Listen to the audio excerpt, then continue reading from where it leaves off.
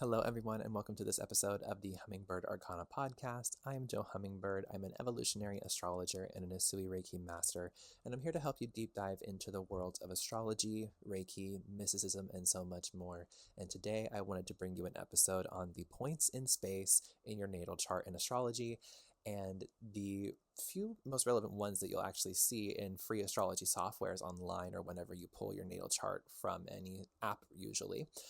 These are going to include the North and South Node, the Vertex, the Part of Fortune, and Black Moon Lilith. So if you want to learn about the points in space in your natal chart, get a little bit of a basic understanding of what those are, then go ahead and stay tuned for this episode. And if you do end up liking the episode, I ask that you give the video a like and subscribe to the YouTube channel. Turn on that post notification bell so you're notified every time a new video comes out or a new episode. And then if you're watching on a podcast streaming platform, then I would ask that you leave a review. Let me know what your favorite episode has been, or if you enjoy this one, or let me know a topic that you would like me to make an episode on in the future. I'd be happy to help you out there. But without further ado, let's get into the points in space.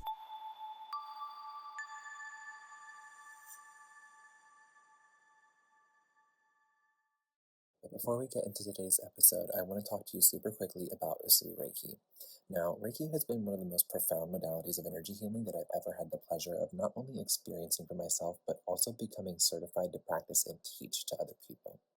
This energy healing modality is believed to be the same one that was used by Buddha, aka Bodhisattva, as well as Jesus Christ, aka Yeshua, and his beloved Mary Magdalene when they were helping heal people from their ailments during their time alive on Earth. Usui Reiki itself has not only been the most impactful experience on my journey, but also the most rewarding for me. I've been able to help not only myself, but others heal different aspects of themselves, and I've also been able to certify several different students who are now healers themselves and creating their own opportunities doing that healing work. And if you're interested in becoming a certified Usui Reiki master, then join us live in January for the Usui Reiki Mastery course. This is a 7-week container designed to fast-track your way to becoming an officially certified Usui Reiki master by the end of February in 2026. So you'll get to become a master-level Usui Reiki practitioner and healer and teacher before the springtime of 2026. And this opens the doors for return investments by offering not only your own professional Reiki healing services, but also the ability to teach your own students and certify them in your very own way. The early bird special discount is still available for this course, and it saves you $333 in total course value. And if you use code ARCANA, that's ARCANA, at checkout, then you can save another 10% off. So this code is exclusively for my Hummingbird Arcana listeners, and the early bird special discount ends on Friday, December 19th, 2025, and doors for the Usui Reiki Mastery Live course itself close on Friday, December 26th in 2025. I cannot wait to see you there. Now let's get back to this episode of Hummingbird Arcana. So I'm going to start here with the North and the South Node, because those are going to be the two most commonly talked about points in space. They're going to be those little horseshoe symbols that you see in your natal chart. The North Node is going to look like an upside down U with two little swoopy things at the top, or at the bottom, and then the South Node is going to look like the actual U shape with the two little loopy things at the top. And these are going to be the axes, or in the signs, in which your soul is evolving from and towards. At the same time, it's also going to be what you already know and what you need to not take too seriously. There's a lot of information going around the pop astrology realm. The North Node is where you're 100% evolving towards, and you need to let go of that South Node, and you should only be paying attention to your North Node. Nope. You will lose yourself.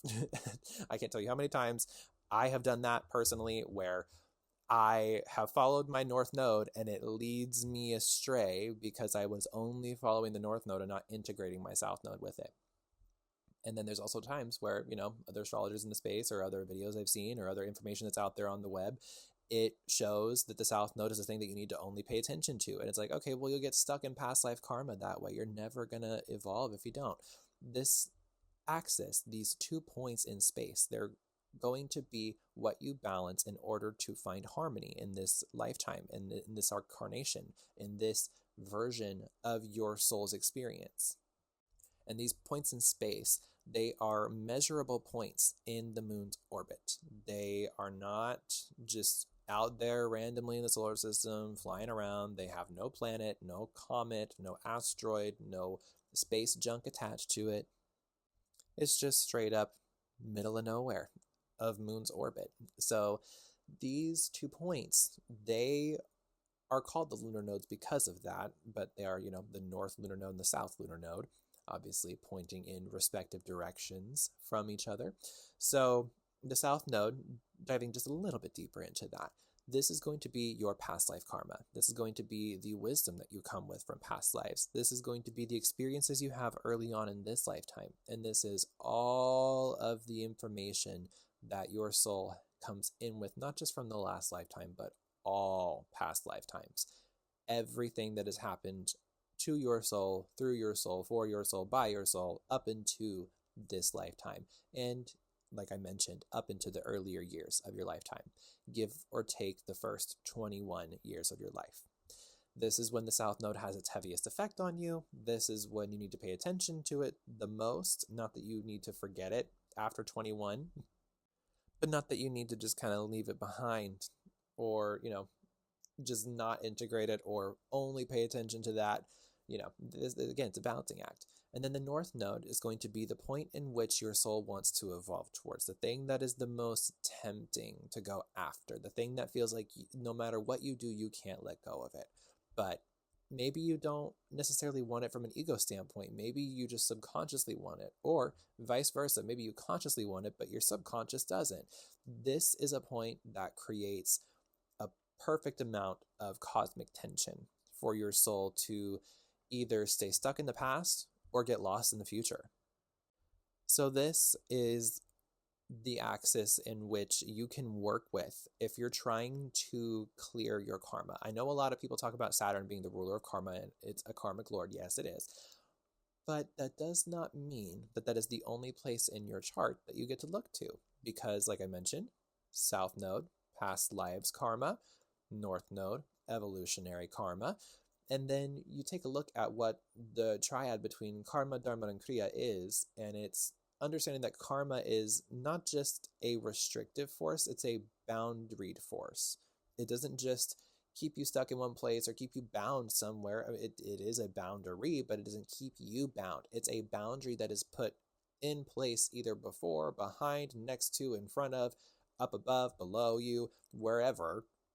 Whatever version of that metaphor you want to use that fits your life story, your cosmic blueprint, this is a boundary that is set into place for you by the universe. It's not something that you just have to stay restricted with and stay stuck behind that wall. It's not something that you have to keep trying to figure out how to climb over either. It's, okay, what is this wall for? What did it teach me? What ways did it benefit me, but what ways has it hindered me? It's for you to contemplate. It's for you to integrate the idea of. It's for you to remember the truth of your being from. And then that North Node isn't necessarily like you're strapped onto a roller coaster and you can't get off. It's, okay, I want to get on this ride. And I want to experience it. And I want to go on it. And if I don't like it, I don't have to get on it again.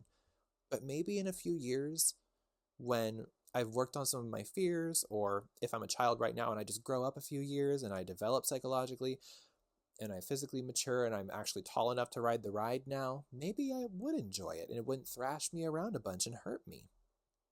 So those are the North and the South Node. I want you to keep those pretty elementary. I don't want to just deep dive into the Shark Tank with that one, but that's a general understanding of the North and the South Node. Let's move into the Vertex.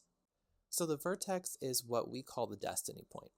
This is the point in which fate and anything beyond your control, outside of karmic understanding, will have an effect on you. This is where you will go to. This is what you will experience. This is what you have absolutely no say in. And it's not something like, oh, lack of consent, lack of boundaries, lack of understanding, lack of awareness, this, that, the other. It's something that your soul keeps a mystery, keeps not necessarily closed off, but it just keeps it behind the veil. So that way your ego doesn't even have the room to think about it. And when you go to study the Vertex, it's almost Neptunian in nature, where it just slips back into the ether and you kind of dissociate and you're like, wait, what was I just thinking about? At least in my experience, and with the experiences of a lot of my clients and people that I've read charts for in the past, it is something that they can't explain. It's something that they can't make sense of. It's something that no matter how many readings they get, or how many Reiki sessions they receive, or how many astrology readings they book, or fill in the blank, it really doesn't matter how much you strive to get after the information or study astrology or do anything about it. It will not click because it's not meant to. It's not meant to make sense to you. It's meant to be like a vague, oh, something's over there, but I don't know what it is. It's like when you're out in nature and you hear something in the bushes, but you can't see it yet. You know it's there. It's making noise. It disturbed your nervous system even, maybe. But you don't know what it is. And the anticipation and the mystery of it all is so agonizing. It is so annoying as a soul to be a part of, but it's okay, because that's what the Vertex is for. It's like that annoying like itch that you can't reach, but you know it's there and you can't reach the right spot. You can't, no matter what angle you come from, if you're using your right arm, left arm, if you have a back scratcher, if you have somebody else scratch your back for you, it doesn't matter. It just cannot get scratched. That itch will not be scratched. So that's the Vertex. It's not like the most it's not painfully agonizing. It's just like existentially fucking annoying. And it's like, all you want to do is like throw your hands up and be like, God damn it, why can't I figure this out? But you're not supposed to, and that's the point of the Vertex. It reminds us of the saying, and this is something I've heard one of my fellow astrologers in the community, Helena Woods, she is incredible. She is an astrocartographer and just a slow living coach. She's incredible with everything that she does. But she says a lot of the times in some of her videos talking about amor fati, which is love your fate.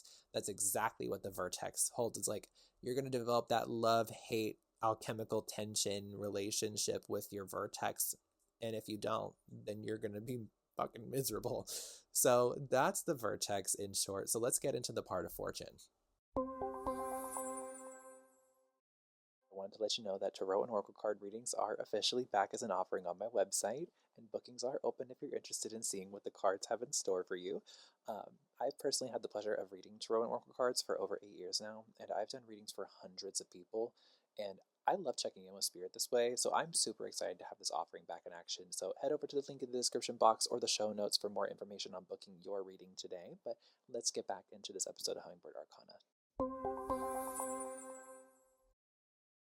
So the part of fortune isn't 100% similar to the Vertex, but it does share the theme of destiny.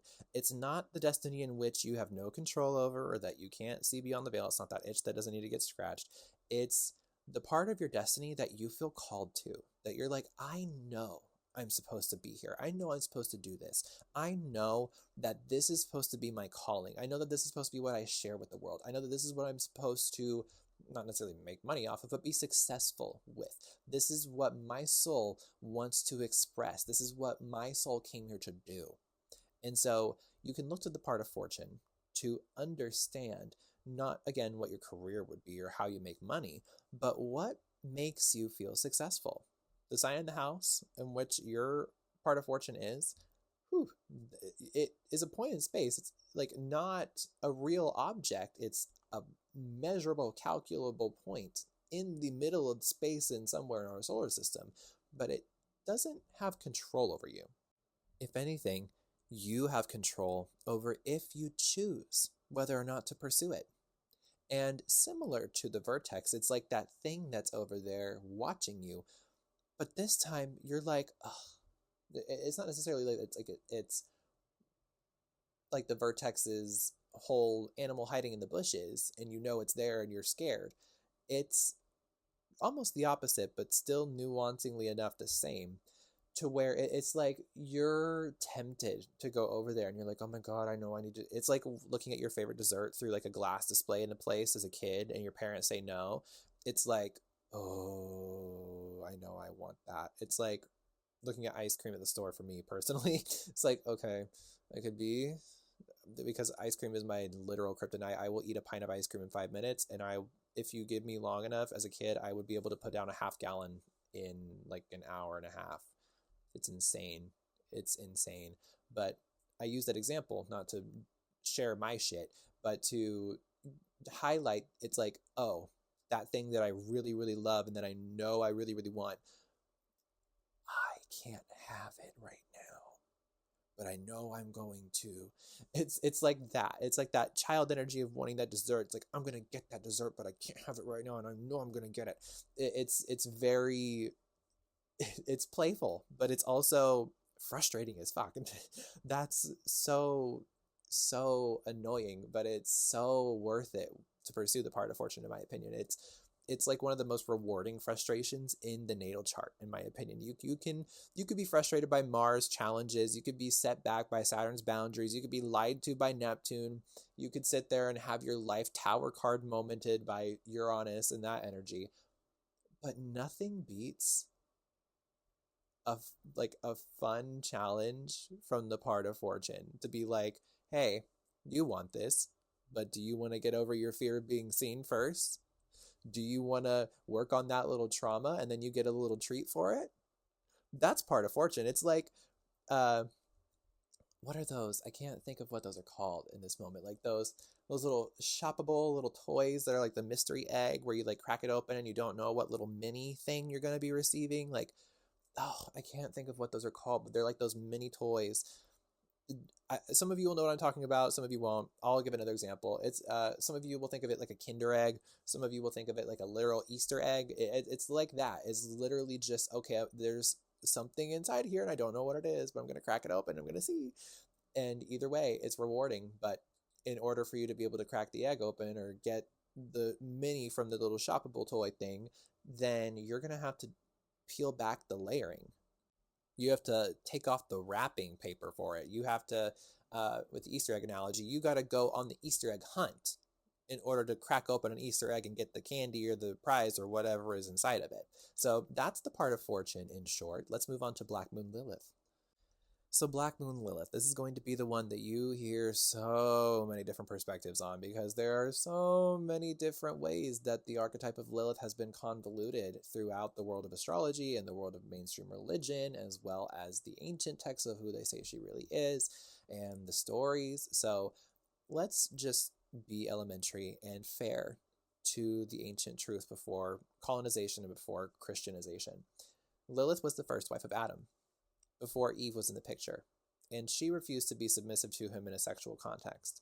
She was like, no, I will not lay under you while you know, for the lack of a better term at this moment, plow into me without me being able to control my amount of pleasure, but you getting all of it out of me. I'm going to sit on top of us and give us both the pleasure while I'm in control of it. How about that? And he's like, nah, I don't want that. So then he makes up a bunch of lies about her, saying that she's a vampire, that she's a demon, that she's going to eat your babies. Where do you think the metaphor came from? Something sexual. But then, it can get so twisted on a woman and her power so easily, just like so many women throughout history and herstory. But this point doesn't represent where you're necessarily outcast all the time. It's where you feel outcasted. It's where you feel like nobody understands the true intention behind what you want to do, and they want to project their shit onto you. They want to project their trauma, their need for control, their need for submission onto you, or their need for you to submit onto you, their desire for you to submit onto you as a need instead of it just being a projection. And so Black Moon Lilith in your chart is where you can look to see where you empower yourself to be beyond what people are demanding of you. This can be a point in your chart where you can look to see where you unconsciously carry shame in points too. Because it's not like Lilith was immediately like, oh no, fuck you, Adam. I'm going to do what I want. It's like he forced himself onto her and R-worded her. And she, in her rage, set boundaries, cussed him out, for the lack of a better term, and did curse him to an extent. Because then look at what happened after the fact. He complained to his Mesopotamian war god in the sky that there was no woman submitting to him. So then what did he do? He ripped out his rib and conjured up some dirt and said, oh, here's a woman. That's not necessarily true. He had something, the rib is a metaphor here for something that is protecting the breath of life. And the breath of life being the alchemical sexual union energy between a harmonized masculine and feminine point, whether or not, gender irrelevant here. Doesn't matter if you're non-binary, gender non-conforming, man, woman, doesn't matter what your identity is or how you got there. It's a matter of the energy behind it and the polarity between them. And so, when disharmonized masculine energy tries to interfere with harmonized feminine energy and then creates disharmony within the feminine energy by projecting himself into it, instead of allowing for there to be mutual reciprocity, then all of a sudden you get the dark feminine, you get the enraged feminine, you get the angry demon vampire girl who set a boundary. What have women been labeled as whenever they set boundaries and are true to themselves throughout ancient cultures, modern history, the last 700 years? So passionately, you understand why I conveyed that, because when you start talking about Lilith, she kind of channels through a little bit. I'm not gonna lie, not in the sense of like I'm channeling Lilith, like I'm not look at me. No, not at all. It's more just like, yeah, it makes sense that when you start talking about her and you look to that essence in your chart, that it just shows up. So, the Black Moon Lilith point in the chart itself is where you can also look to see where your rage can protect you from being done wrong or being put in a box or being mislabeled or mistreated. And so this point is kind of sensitive, but it's not nowhere. It's also a point in the moon's orbit similar to the north and the south node, but it is the point in the moon's orbit where it is the furthest away from the earth, where civilization, humanity, from the Christian demonization standpoint, it's like, oh, well, we cast her out into the darkness. That's the furthest point away from the planet. Of course, we want to keep her far away from her as much as possible.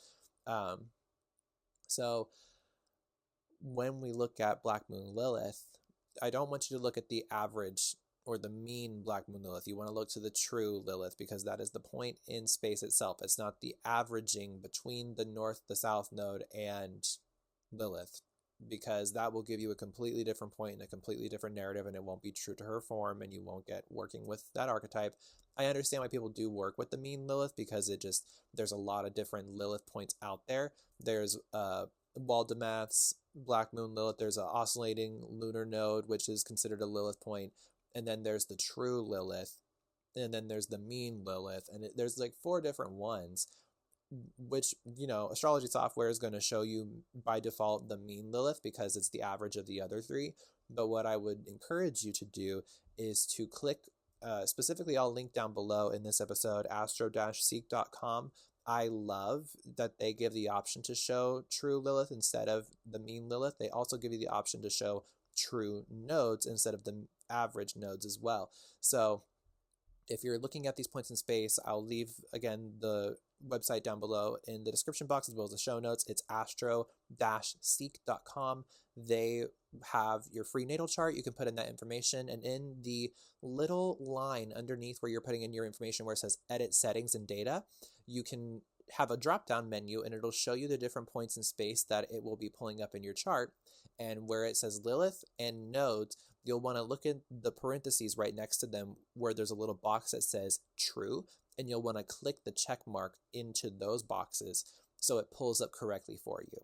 And as well, you'll want to look at the drop-down menu and deselect Placidus and look into whole sign. At least if you're getting a reading with me and you want to understand the astrology that I work with whole sign astrology. I will read Placidus for people if that's what they want me to read. I will also read sidereal astrology if that's what people want me to read for them.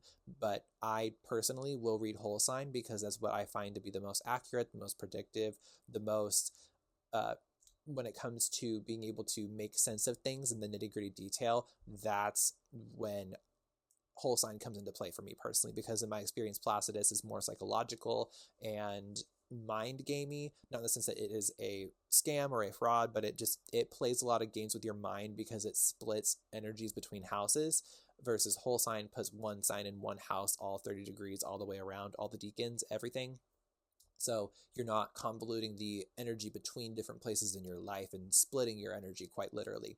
So those are going to be the points in space in which you will most commonly see in astrology software. And again, those are going to be the ones that pull up when you go to astro-seek.com. It'll also be the ones that pull up when you go to astro.com. I'll link both of those down below in the description box as well in the show notes again, but I prefer Astro-Seek for this one, in my opinion, versus astro.com.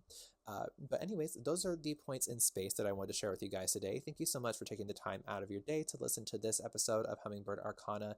If you resonated with anything in the episode that I shared about, like, Black Moon Lilith in particular, or, North and South Node, Vertex, part of Fortune, if you're like, oh my God, that's so true, I feel that way and my part of Fortune is here, let me know where you have any of these points in space in the comments down below. I would love to hear about what your chart looks like and what individual cosmic blueprint you came in here with your soul's choice. So thank you guys again for taking the time out of your day to listen to this episode. I am Jo Hummingbird. It has been my pleasure to assist you in awakening you to your cosmic divinity. I will see you in the next episode. Many blessings and take care, my friends.